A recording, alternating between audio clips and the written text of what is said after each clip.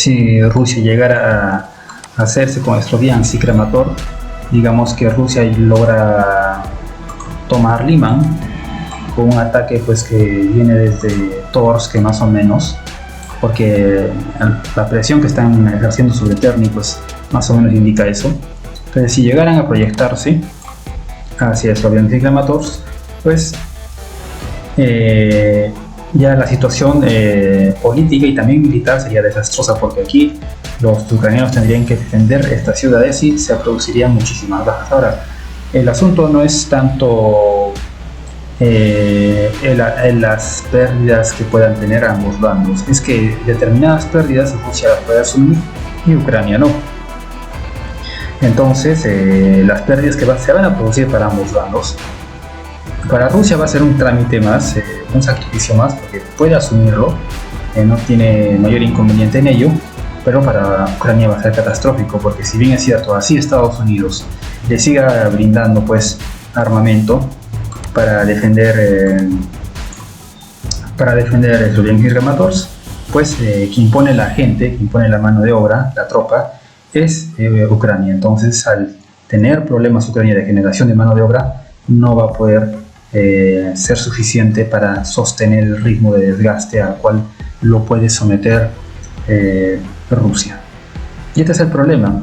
Aquí vemos que Rusia presiona, y esa presión es parte de la iniciativa estratégica que tiene Rusia y está enmarcado en el plan de desmilitarizar Ucrania, es decir, dejar los militares que, vamos, se está cumpliendo de a pocos, porque ya se publicó que Ucrania tiene problemas de reclutamiento. Entonces, en un contexto más amplio, vemos que los rusos están en esta fase de presionar en varios puntos, presionar simplemente para buscar el contacto, para buscar que no se vaya, digamos, un poco a relajar las fuerzas ucranianas y permanentemente estén en combate, para de esta manera pues que el desgaste continúe. Ahora, recuerden ustedes que se hablaba mucho de la llegada por parte de Ucrania de los HIMARS, de los ATACMS, que iban a golpear la retaguardia rusa, pero ¿qué ha sucedido? Realmente no ha tenido mayor efecto, como se decía, porque los ATACMS y los HIMARS son armas para la supresión, es decir, con precisión darle a un punto concreto. No es para destruir áreas amplias. Para eso se usa la artillería de saturación. Y de acuerdo a la doctrina de guerra de la OTAN, pues la OTAN está más diseñada, y por ello también su armamento está más diseñado para la supresión, para con precisión dar en algunos puntos específicos. Pero sin embargo, por otro lado, la doctrina de las Fuerzas Armadas rusas es más de saturación, es decir, acabar con extensiones del frente. No importa no tanto la saturación, sino la masa, para destruir la mayor cantidad posible de sistemas y tropa enemiga. ¿Y esto por qué? Porque este sistema de saturar al enemigo funciona pues en una guerra de desgaste. Es un asunto de doctrina de guerra. Ahora, el formato de la guerra lo ha impuesto Rusia, como ustedes ya saben, guerra de desgaste. Por lo tanto, los sistemas que están funcionando en una guerra de desgaste es precisamente los sistemas rusos.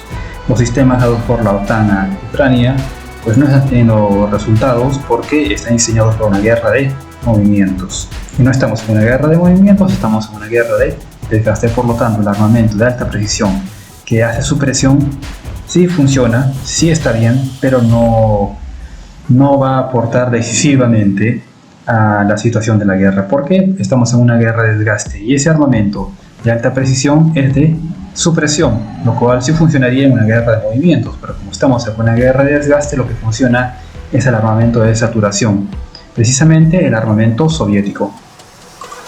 Ahora podríamos especular también que la llegada de los F-16 pues podría cambiar algo. Tal vez podría ser, pero habría que ver nuevamente en qué contexto se va a usar el F-16. No es solo usarlo por usarlo, es decir, estamos en una guerra de movimientos donde lo que se necesita es una acción rápida de la aviación, o por el contrario hay una serie de fortificaciones donde se van a plantar defensas antiaéreas que puedan mantener a raya a estos F-16. Bueno, esto último es lo que puede ocurrir, que los F-16 pueden comenzar a atacar las fortificaciones rusas, y Rusia obviamente va a tener el tiempo suficiente para desplegar sus baterías antiaéreas, lo cual haría que los F-16 se mantengan algo alejados, así como precisamente las defensas antiaéreas ucranianas pues mantienen alejado a la mayor parte de la fuerza aérea rusa de la profundidad del territorio ucraniano. Y es por eso que vemos a Rusia atacar la línea del frente con su Sukhoi 25, atacar la línea del frente, pero en profundidad se usan, por ejemplo, los drones Shahed 136, los misiles Kaliber, y se usa esto, los misiles y sobre todo los drones, que pueden saturar los sistemas defensivos ucranianos. No se está usando aviones Sukhoi 35, por ejemplo, exponiéndolos a sistemas antiaéreos. No hay necesidad de ello cuando tienes drones y misiles Kaliber. En esta guerra se ha demostrado que tanto los sistemas antitanque como los sistemas antiaéreos pues son un reto bastante grande para las naves, para los cazas. Entonces, en reemplazo se está usando los drones y los misiles. Por lo tanto, la llegada de los F-16 no cambiaría mucho. Seguiríamos en una situación muy parecida. A Rusia presionando la línea de frente, buscando el contacto, desgastando lo más posible al enemigo. La aviación rusa con el Sukhoi 25 atacando precisamente la línea de frente o zonas de interés para la línea de frente. Para atacar en profundidad, pues los rusos comenzarían a usar drones Shahed 136 y misiles Kaliber, y por otro lado pues los ucranianos tendrían que usar para atacar la profundidad de Rusia los ATACMS o los de Storm Shadow, como en alguna ocasión se hizo. Y así no se usaría realmente la aviación, por nuevamente la amenaza que representa para ambos bandos lo eficaz que ha resultado los sistemas antiaéreos.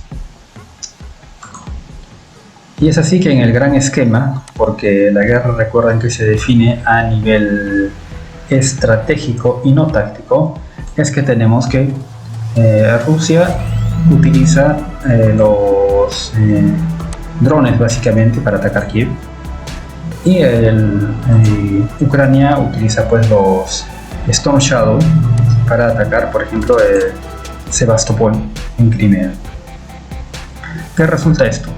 Que así como los ataques de los drones y misiles no van a cambiar la guerra por bombardear Kiev, tampoco los misiles Storm Shadow y los ataques van a cambiar la guerra por atacar Sebastopol. O sea, se ve bien, es una victoria táctica, sí, pero en ambos casos eso no va a decidir. Lo que va a decidir es lo que pase en el frente, es decir, cuánto desgaste cada bando puede resistir, cuánto desgaste cada bando puede infligir al contrario.